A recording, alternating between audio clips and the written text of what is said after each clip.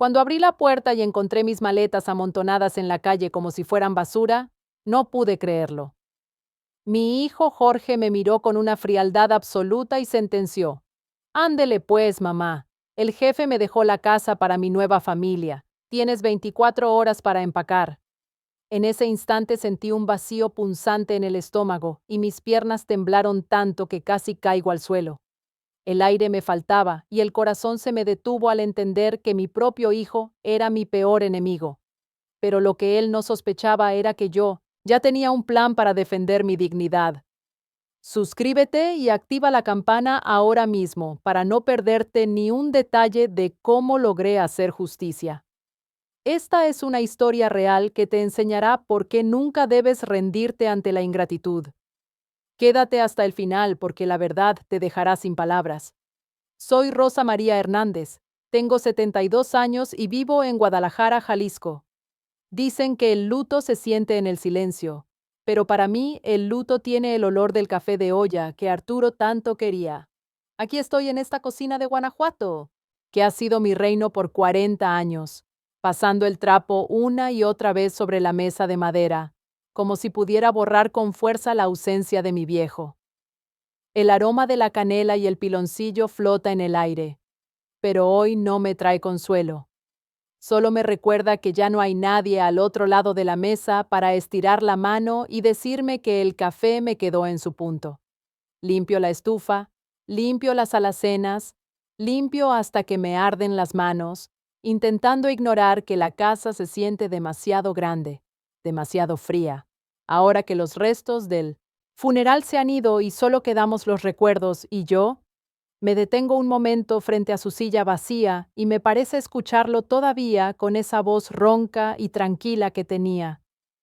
Lo que es mío es tuyo, vieja. Me decía siempre que hablábamos del futuro, apretándome la mano con sus dedos callosos de tanto trabajar el cuero en el taller. Él siempre fue un hombre de palabra de esos que creen que la familia es un nudo que nadie puede desatar. Y yo le creí, con esa confianza viví entregándole mis mejores años, mis ahorros y hasta los aretes de oro que me heredó mi madre para que nuestro hijo mayor pudiera ser alguien en la vida. Todo lo que construimos, desde cada ladrillo de esta casa hasta la pequeña fábrica de calzado, lo sentíamos como un solo corazón. Pero el silencio de esta tarde no es de paz. Es de esos que pesan antes de que caiga el aguacero. Mis rodillas me fallan un poco y me siento a esperar mirando el teléfono que no ha dejado de sonar en estos días, aunque ninguna llamada ha sido para preguntarme cómo estoy, sino para saber qué va a pasar con los papeles. Siento una punzada en el pecho, una premonición que me recorre la espalda mientras miro la puerta principalesa que Arturo siempre mantenía abierta para nuestros hijos. De pronto, el golpe seco de la puerta al abrirse me hace dar un salto. No hay un saludo, no hay un beso en la frente, ni siquiera un bendición, mamá. Es Jorge, mi hijo, el que más sacrificio me costó, el que entró sin tocar, como si ya no fuera yo la dueña de estos muros. No viene solo. Lo acompaña un hombre de 1909, traje gris con un maletín de cuero frío y una mirada que no se detiene en mis ojos, sino en las escrituras que seguramente ya imagina en su escritorio. Jorge camina con una prisa que me asusta, con esa cara de negocios que aprendió lejos de aquí. Y en ese momento comprendo que la tormenta no viene de afuera, sino de mi propia sangre. Me quedo ahí con el trapo todavía en la mano y el corazón latiendo contra las costillas, dándome cuenta de que el café se ha enfriado por completo. Mi hijo me mira, pero no ve a la madre, que lo arrulló, sino un estorbo en medio de sus planes. El abogado saca unos papeles y el brillo de la luz en sus lentes me ciega por un segundo, mientras el eco de las palabras de Arturo vuelve a mi mente como una burla cruel. Lo que es mío es tuyo, vieja, decía él, pero en los ojos de mi hijo solo leo que el tiempo de las promesas se terminó y que mañana quizá ya no tendré ni siquiera una silla donde sentarme a llorar a mi muerto. Le gustaría que continúe con el capítulo 2 para ver cómo Rosa enfrenta esta traición. Me quedé helada frente a Jorge y ese abogado, sintiendo como si el suelo de mi propia sala se convirtiera en arena movediza. Mientras ellos hablaban de activos de liquidaciones y de plazos, mi mente se escapó lejos, refugiándose en los años donde el cuero y el pegamento eran el aroma de nuestra felicidad. Me acordé de cuando Arturo sufrió aquella embolia que lo dejó postrado. Fueron 10 años de mi vida entregados a sostenerlo a él con una mano y a la fábrica de calzado con la otra. Yo me levantaba antes de que saliera el sol para revisar las pieles, para contar los cortes y asegurar que cada par de zapatos saliera perfecto, mientras en los ratos libres le daba de comer en la boca a mi viejo y le prometía que nada nos iba a faltar.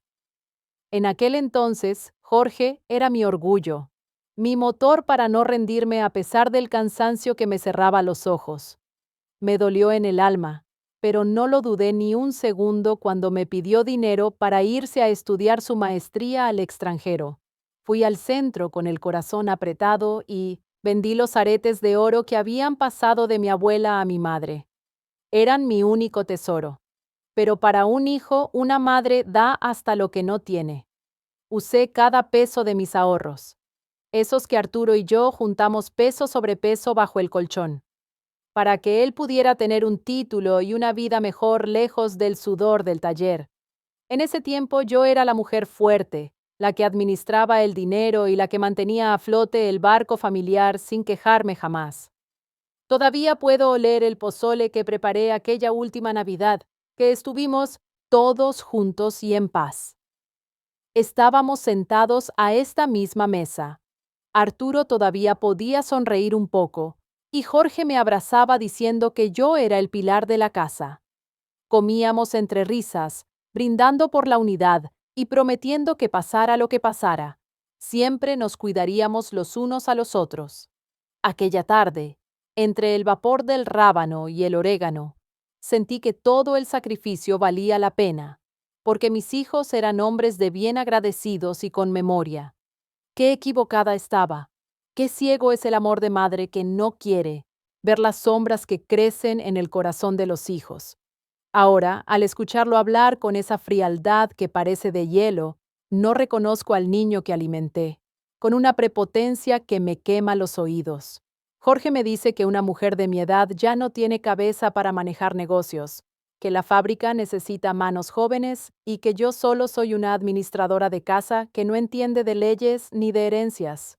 Me mira de arriba a abajo cuestionando mi capacidad de decidir sobre lo que yo misma ayudé a construir con mis manos. Callosas. El dolor de su traición es más fuerte que el de la viudez, porque mientras yo recordaba nuestra unidad frente a un plato de pozole, él ya estaba calculando el precio de mi techo y de mis recuerdos, olvidando que cada paso que dio en su carrera fue sobre los zapatos que su madre fabricó y los aretes que sacrificó.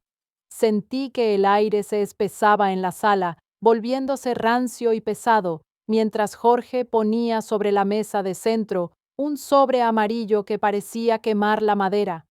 Con una frialdad que jamás pensé ver en sus ojos, sacó un fajo de papeles que llamó el testamento de su padre. Me dijo, sin mirarme a la cara, que Arturo había decidido dejarle la casa y el taller de calzado a él, según esto, para proteger el patrimonio y asegurar que el negocio no se perdiera en manos inexpertas. Mientras lo escuchaba, sentí un vacío en el estómago, una náusea que me subía por la garganta porque yo conocía a mi Arturo. Él nunca hubiera firmado algo que me dejara en la calle. Él sabía que ese taller tenía mi sudor en cada rincón, pero ahí estaba el papel con una firma que se parecía a la de mi viejo, pero que se sentía como una sentencia de muerte. Para mi tranquilidad. No tuve tiempo de asimilar el golpe porque Sofía, mi nuera, intervino con esa voz de hielo que siempre usa cuando quiere marcar territorio.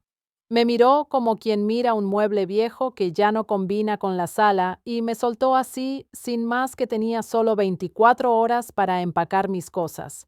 Me explicó que ya tenían planes para remodelar la casa, que querían un espacio moderno para su nueva familia y que lo mejor para mí era buscar un lugar más pequeño, quizá un cuartito donde no tuviera que subir escaleras. Cada una de sus palabras era como un latigazo en mi espalda, hablándome de remodelaciones y de su nueva vida sobre las cenizas de la mía, como si yo fuera una extraña que se había colado en su hogar. El dolor en mi pecho se volvió agudo, una puntada que me robaba el aliento y que me obligó a apretar con fuerzas el rosario de madera que llevaba en el bolsillo del delantal. Sentí mis manos arrugadas temblar sin control, esas mismas manos que tantas veces arrullaron a Jorge y que tantas noches cosieron suelas para que él tuviera libros y escuela. No podía hablar. La lengua se me pegó al paladar de la pura impresión de ver cómo mi propia sangre me escupía en la cara de sacrificio.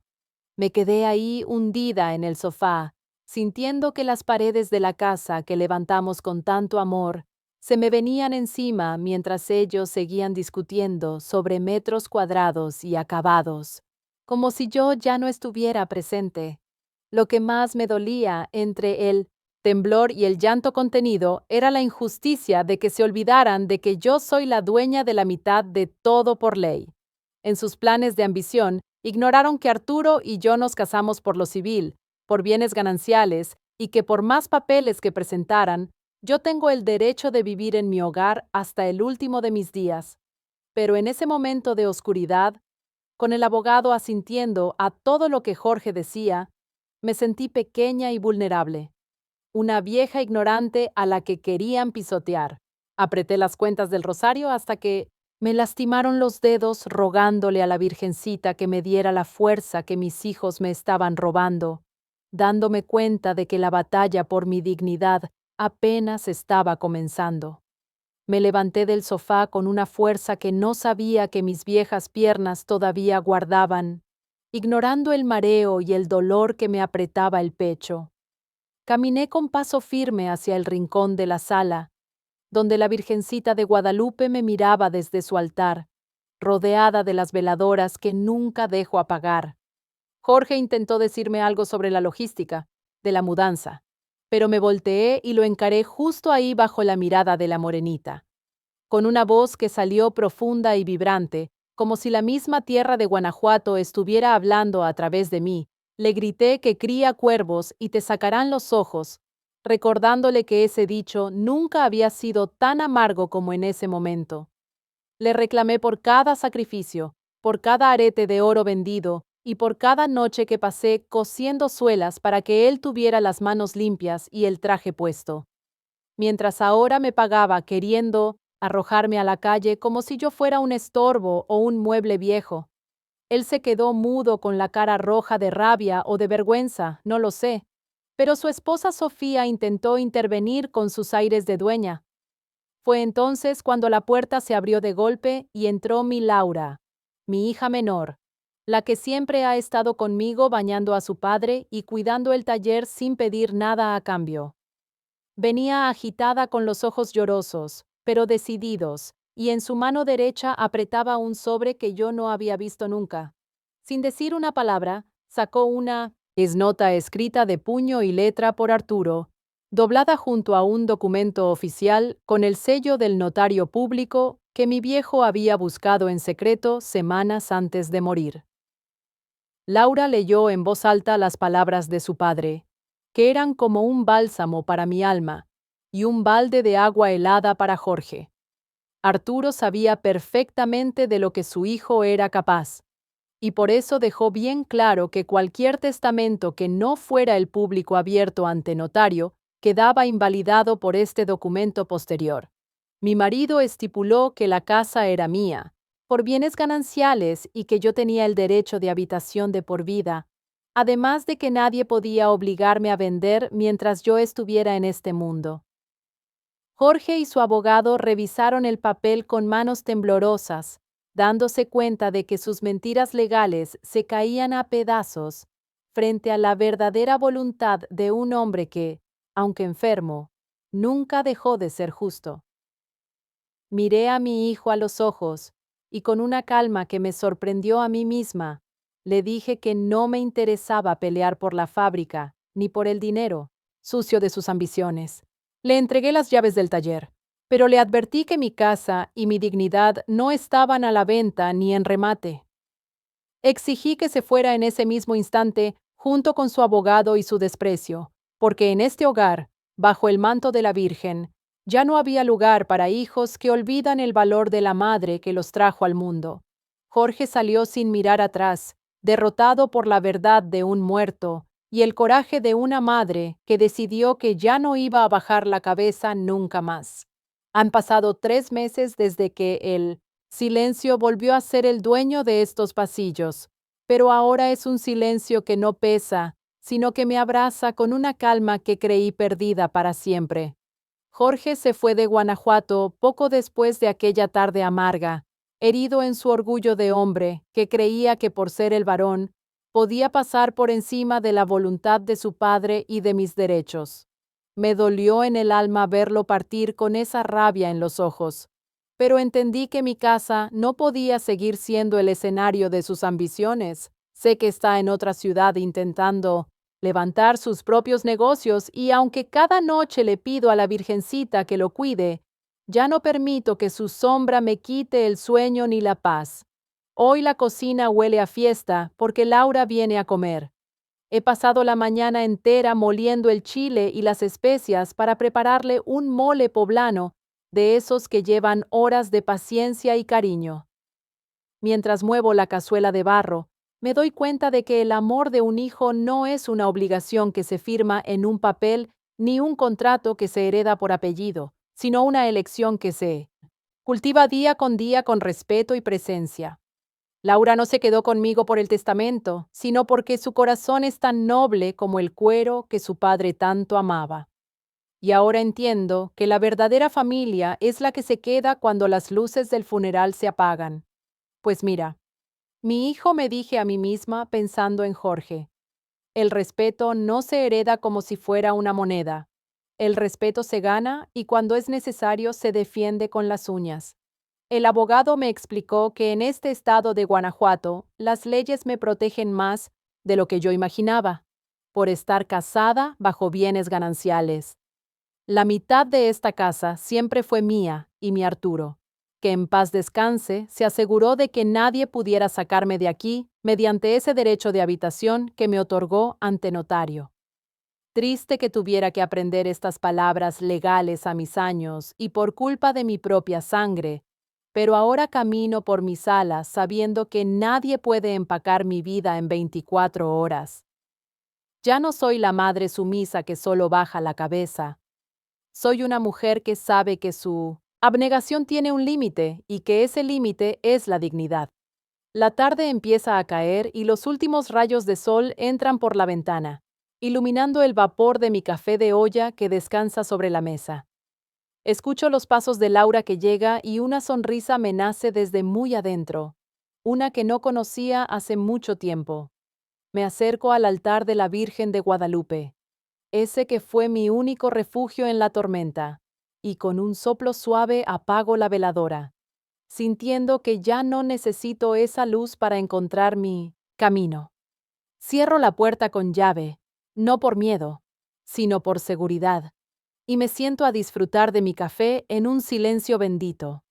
He aprendido que aunque me arrancaron pedazos del corazón, mi casa sigue en pie y mi espíritu también, porque al final del día, una madre mexicana siempre sabe cómo reconstruirse desde las cenizas.